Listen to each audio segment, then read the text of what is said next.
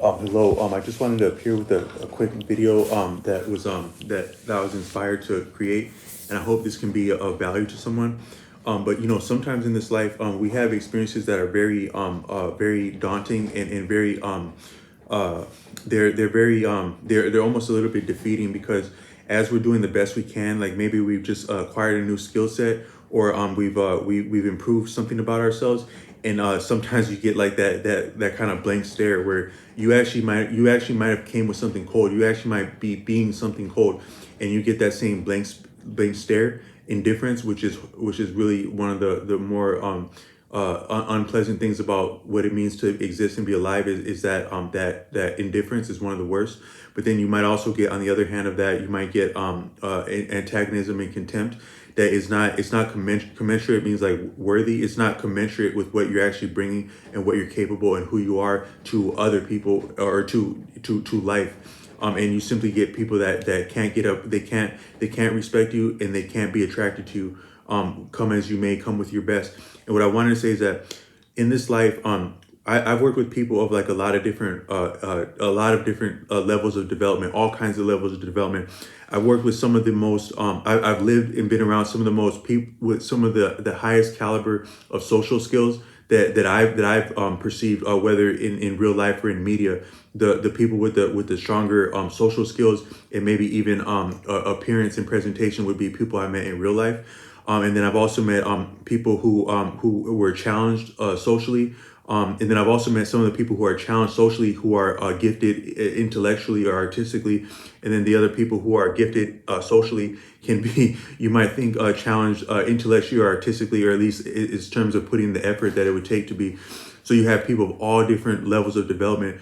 And then also with it, I've come to appreciate that our given age, our age as it exists on a driver's license is given to us, and it's yet another form of control, because in this life we are mitigated, and we are daunted by numbers. You could almost say how much success a person has, how much influence a person has, but almost how much enjoyment of life a person has can be a function of how different numbers have been applied to them, and yet are applied to them. The numbers in themselves having even more meaning in this paradigm than the person's actual maybe ability or appearance or value. The numbers applied to us are almost more, they're arbitrary in the first place, but they're almost more significant than what our actual value is. I think one could say that. But all I meant to say is that so our age in itself is because we're told, like a lot of times you exist and they say that, like, if you're where I am in the West, they say that they tell you that we're so better off because a long time ago people had enough heart and courage to get away from an oppressive a government, no less than a monarchy that had a king. But yet when we come in the United, where we're at, a lot of people they go on Sunday or the day of their holy time, and they yet bow before a king. That king is not on a throne, but you could almost say that we can see. We could almost say that an invisible hand or an invisible king would be more overbearing than a king that you could see. Because if you could see the king, you could see that they're yet human like you, and then you might actually see the king in you, and that would confound the paradigm. So it's yet necessary to have a king that's behind a veil, a real. I would imagine that we see these different photos in busts. A bust is like a painting of like a dictator or a tyrannical figure, and you could say that would be like more your second or third rate tyranny, and that a real cold tyranny is not it doesn't make itself known to you, and it's yet closer to you that way, and it's more oppressive. So yet a lot of people that are either going in mass in their best attire, in their best most of their most obnoxious cologne, to in their most obnoxious affect and almost ruthless affect, to yet prostrate before a king, and then have a little bit of that bearing or that awesomeness of what's considered that king. But it's more so just like peer pressure. Like, we're going to create a whole bunch of peer pressure, and then we're going to go take that peer pressure and put it on other people in an overbearing way. So whether or not you present yourself before the king, you still get a little bit of that backlash that comes down, a little that fallout comes back down on you. So you could say that we're still under a king in that sense, wherever we are at. But all I meant to say is that a lot of that is how we frame both our own given age, because the governments are they yet I think that in the past they were sanctioned by like a religious oversight body, and I think that that might be a lot of the dynamic that exists still be past what's given to us on in superficial terms, where we yet must abide with our government as though it were sanctioned by a religious body. If you have a problem with paying taxes, like you really there's something like about taxes that is not right to you. See how far you'll get with that. Is like, okay, this is government is a human thing, right? Because if the government is not, if it's not sanctioned by the divine, then it must be human. It must be improvable. It must be fallible if it's human. So this big overarching, I have to wait till what. So there's so much political activity that must take place, and so much cooperation and organization to amount to a significant change, that it would be about the same as though a divine act had taken place to amount for change. But yet somehow I found a situation that is really wrong for me. It's not equitable for me. And so if I have a problem, myself, my problems are big to me. I'm just a person, but to you, I'm a number. But to me, this is big. When something hurts, like when I sit on when I touch something hot or a pin pricks me, that hurts really bad, like really, really big, like big. So my life, my situation is big to me. And if I have a something with the government, or how taxes are being stripped from me, I can't stand up to that. I can't do a damn thing about that, as though it had yet been a king or a religious body. But yet these are humans and I'm human, and this is a problem right here, because this is not making sense right here with this. So all I meant to say is that that's still yet a feature of how we're given our age. It's not what really we are. Someone would say, well, yeah, what about getting old and dying? Because we do exist within cycles. It's been said by the works of Arthur Avalon that nothing moves in a straight circle. So you could say that nothing moves in a straight circle. Nothing moves in a straight line. So all things are somewhat circular. However circular they are might be different. That might be the only difference between anything. How tight of a circle is it? But we yet do exist within cycles. We come into this life and we leave this life in some form of a cycle. And even if that cycle were interrupted, that interruption is yet a function of yet another cycle. So you could say that to exist is to exist within a cycle. So we do experience cycles, but we experience them differently because we are yet different and we make different choices. But all I meant to say is that you can engage people that have different given ages, and they are at yet completely different levels of development. But what is appropriate for them may be unique to them, but yet their given age is also still it still has a bearing in what is appropriate for a person. So our given age is not outside of what is appropriate for us, but it can be outside of what we actually are and what we are capable of. And then also I want to say that just the idea of age. And so I'm making this video in what's called the year 2025, because there had once been a person as the earth. So the earth went around, the earth went in a circle 2025 times. It was counted by someone. Yet we're given it as though there had been a linear progression, but the earth was yet abiding in a circle. So you could say, does 2025 times, does 2025 experiences of the number one make the number two? So are we really, are we adding and increasing, or are we yet circling and existing and abiding? And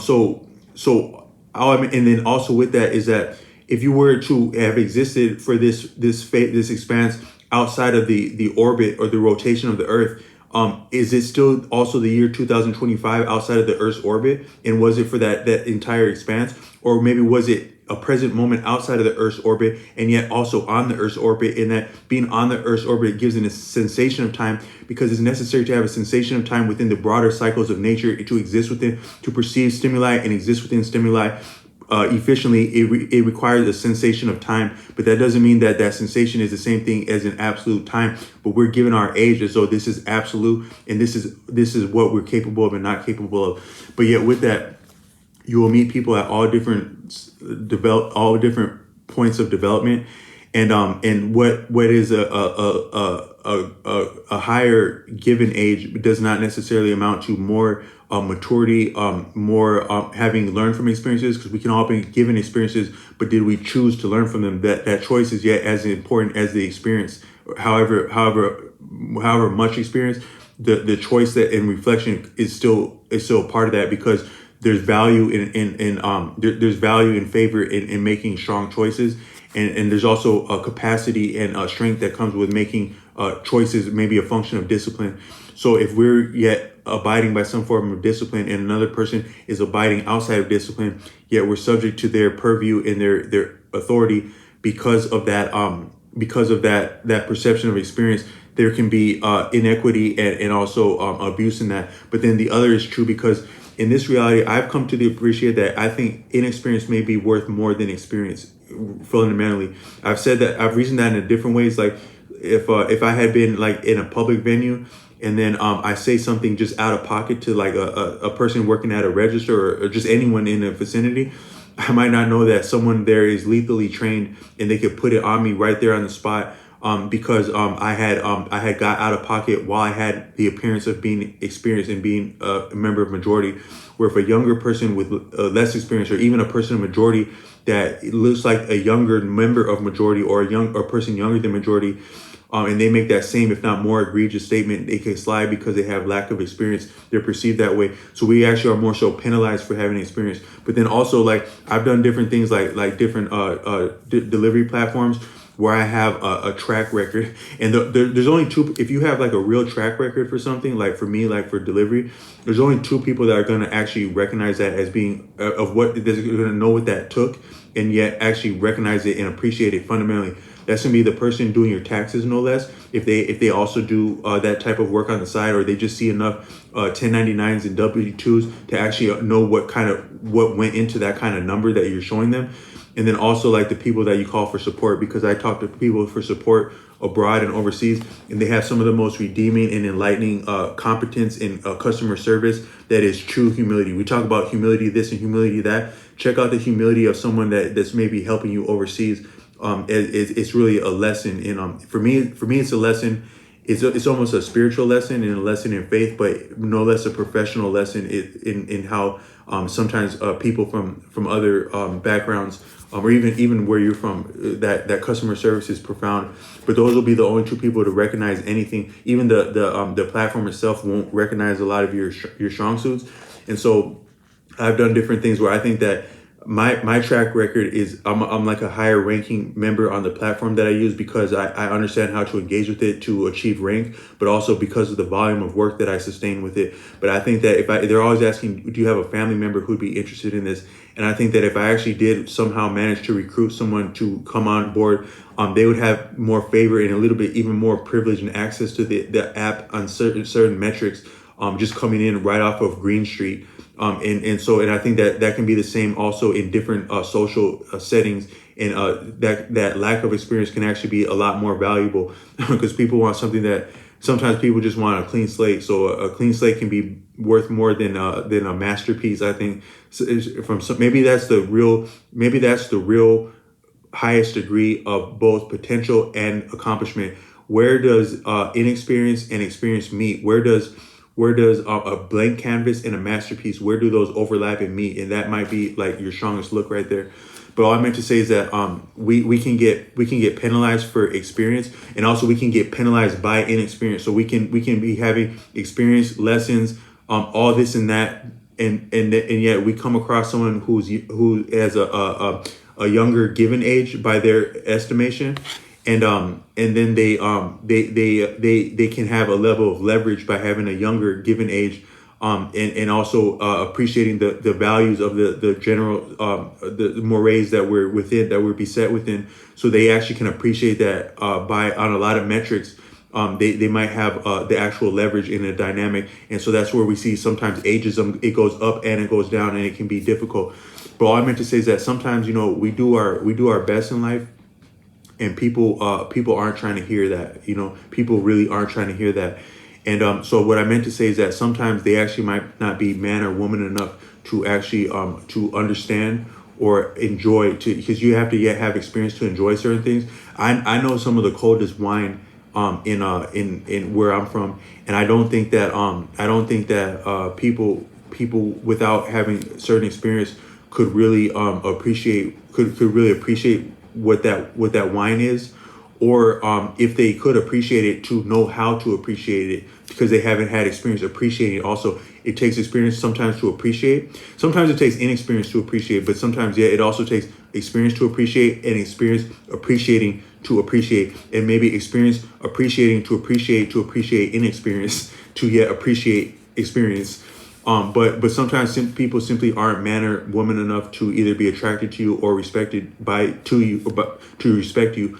And it can be heartbreaking, because sometimes you'll see someone that might be that you think you could offer something to, and they can't see that in you, or you can have something that you have actually done and that you can demonstrate for someone, and they can't care less, and they can't respect you because they don't have the background to respect you. So some people don't have the people don't have the some people don't have the foreground to respect you or be attracted to you, and sometimes people don't also have the background to be attracted to and respected you, and that's part of the game, and it's a cold one with that. But yet, we are all unified. We're all yet respective and collective. So there's beauty in our respective capacities and experiences and contributions, and there's also yet equal experience in our collective contributions, and it's yet always also of the essence to respect that dichotomy, and that transcendent dichotomy of what is respective and what is collective. Because I think one day we all do have. There's a song by this man who's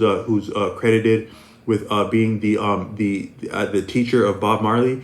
I don't know the man's name offhand. He's from Jamaica, and he had like a lesser known. I think maybe some real connoisseurs, more so of connoisseurs than I am of wine. The real wine being music. Some real connoisseurs would know that man's name, who had helped Bob Marley with singing. But he had this one song called "There's a Reward for Me." And that might be one of the coldest songs. If you can just appreciate where he's coming from, the Caribbean, to say something like that. But just like for all of us in life, because a lot of us, we've done a lot, and we haven't yet received a reward. But according to him, there is a reward for us, and I think that reward would be greater to be shared, because there is nothing more painful than experiencing a true reward and not being able to share it or express it. So I just want to say that we all do have something coming to us. But until we get there, we have to recognize the value that we have and the strengths that we have, and what venue they may be suited for, and what patrons they may be suited for. And I'm speaking to myself with that. I can see myself in the camera with this, and I'm speaking to myself for that. If you gotta speak to yourself from sometimes that might be the coldest thing. I quoted the YouTuber, the Game Spitter, a cold YouTuber that does videos about like hip rock and roll lifestyles. And he's famous for one saying, "Who told you to reward yourself?" So I looked in the mirror one time on a Friday, when that you get those warm feelings to stop by somewhere that you don't have no business if you want to have a productive Saturday. And I looked in the rearview mirror and I said 5 times to myself, "Who told you to reward yourself? Who told you to reward yourself? Who told you to reward yourself? Who told you to reward yourself? Who told you to reward yourself?" And that really helped me have some kind of awareness and a decision making around things like wine. And I actually don't think that wine is a master of most men. Wine masters most men. Some could say that there's only 3 ways. Once you've contacted the brilliance of wine, there's only 3 ways to transcend it. To be respected within it and by it on a degree as is possible, but also to have bearing and a decision making agency around something as influential as wine. You can bow down to it, you can serve it, or you can respect yourself, and by respecting yourself, you respect it, and that's your ticket out of Dodge with a lot of things. But sometimes saying things to ourselves also can be more valuable and profound than saying things to anyone else. And when you can see that you're saying things to all people, when you're saying things to yourself, that's equally profound. So yeah, I'll leave that one there. And so, but I am yet speaking to myself with this one, because I needed to hear this one, is that we do have value, and we are doing things that are worthwhile, and it is amounting to something. But other people might not have the foreground or the background to actually to peep game, and that's okay, because they have their own work to do, and they have their own blessings that are coming to them. And that if we're not their blessing, then that's okay. That's the coldest thing to say, but it's okay. And then I also wanted to say I had a teacher in school who said to trust the work. She was a artist. That was a writing class. But in writing, you're taught that you are to become a great writer. You have to do writing daily in the first place, because you have to do anything daily to be great.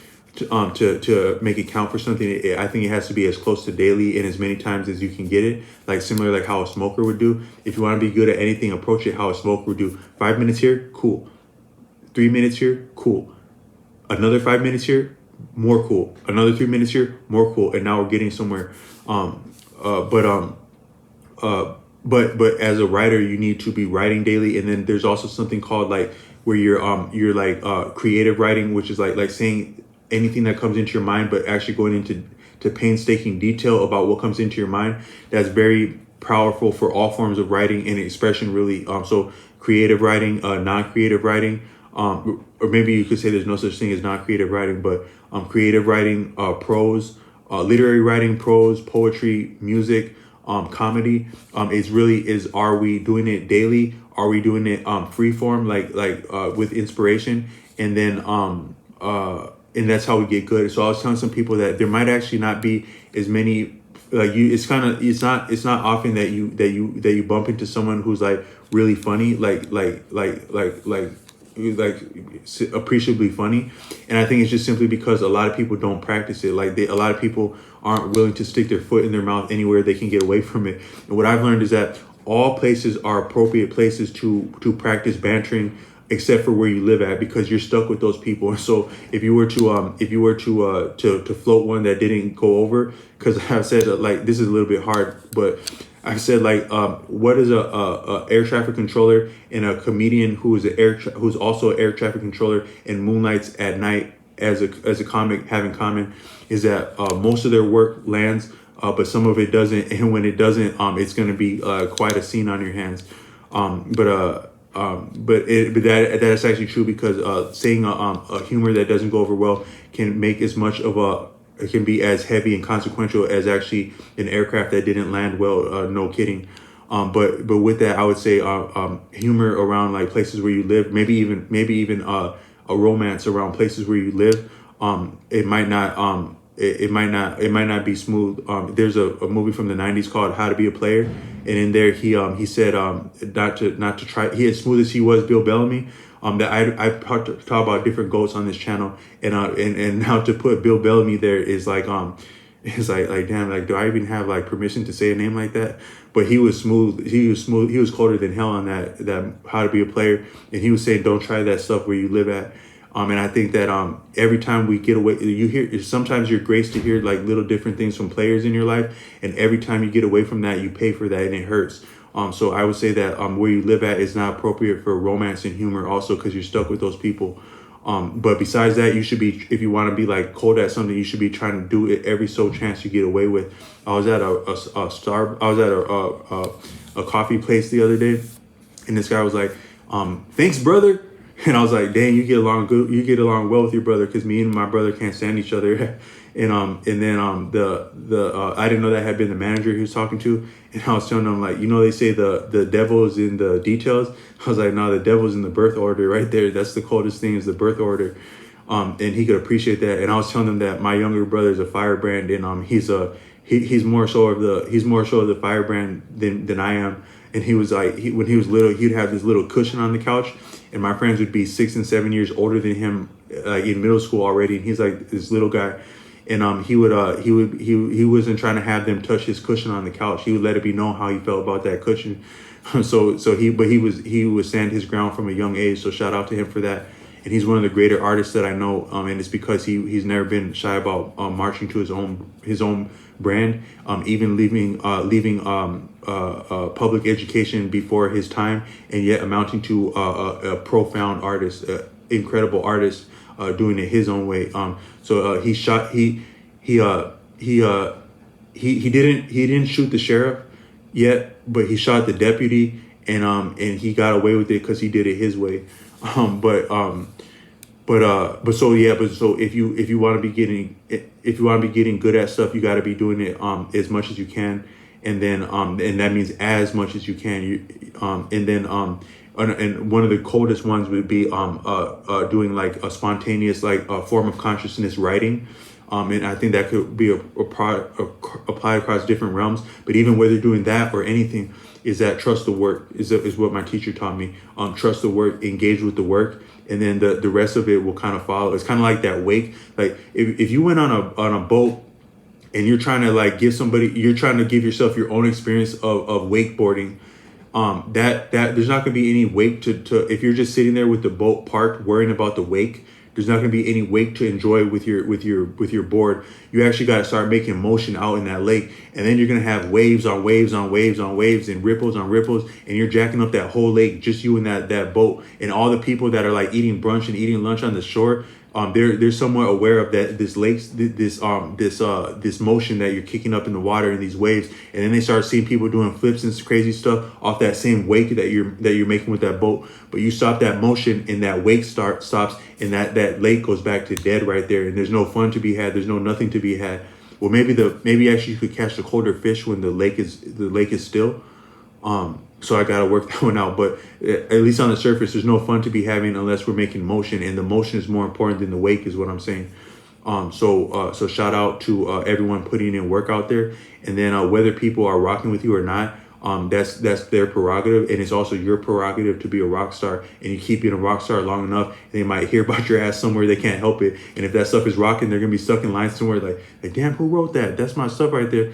And then it's been said that sometimes the greatest writers, they can't actually get into like the venues where their songs are going on at. I picked that one up from I think the rapper 2 Chainz on a interview with Everyday Struggle. He was saying like sometimes the actual songwriters like they actually can't get in to the very clubs where their stuff is going hard at. So that's just that's worth knowing if we're doing great stuff, is that sometimes we can't get to enjoy the stuff we're doing with the type of people we're doing it for, but that doesn't mean that it's not rock and roll. Peace.